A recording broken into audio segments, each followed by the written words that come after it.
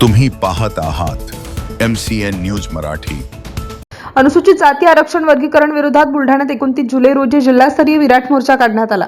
या मोर्चामध्ये आनंदराज आंबेडकर, चंद्रकांत अंडुरे, जोगेंद्र कवाडे, दीपक केदारे, आमदार सिद्धार्थ खरात यांच्यासह दलित चळवळीतील प्रमुख नेते आणि हजारो नागरिक सहभागी झाले होते। अनुसूचित जातीमध्ये समाविष्ट असलेल्या 58 जातीतील तरुण आणि महिलांचीही संख्या लक्षणीय होती। आरक्षणाची प्रक्रिया थांबवून बदल समितीचा अहवाल सार्वजनिक करण्यात यावा या मागणीकडे प्रामुख्याने सरकारचे लक्ष वेधण्यात आले। मागण्या मंजूर न झाल्यास हिवाळी अधिवेशन दरम्यान विधान भवनाला घेराव घालण्याचा इशारा आनंदराज आंबेडकर यांनी दिला आहे।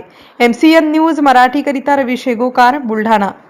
म्हणजे संपूर्ण जिल्ह्यातून हजारो लोक या ठिकाणी दाखल झाले, पण एकट्या मेकर मधून 100 पेक्षा अधिक हजारो नगर झाले। मेकर लोणार, सिंदखेड राजा, देऊळगाव राजा या भागातून 100 नाही 200 ते 300 वाहनं या ठिकाणी आलेले हजारोच्या संख्येनं हा जो जनसमुदाय बुलढाणा जिल्ह्यामध्ये पसरलेला आहे, तो सरकारला विरोध करण्यासाठी मुख्यमंत्री फडणवीसांनी जो निर्णय घेतलेला आहे त्यांना परावृत्त करण्यासाठी सामाजिक ऐक्याचं दर्शन आज बुलढाणाकरांनी या ठिकाणी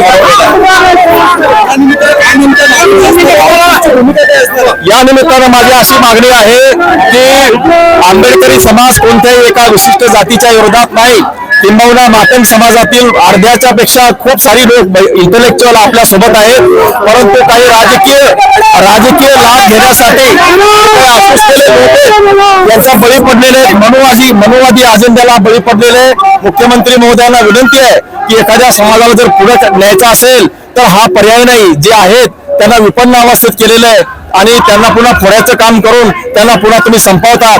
माझी तुम्हाला विनंती आहे की जे काही कंत्राटी जी आहे, कंत्राटी पद्धती जी आरक्षणाच्या मुळावर बसलेली आहे, ती कंत्राटी पद्धत तुम्ही पहिल्यांदा रद्द करा।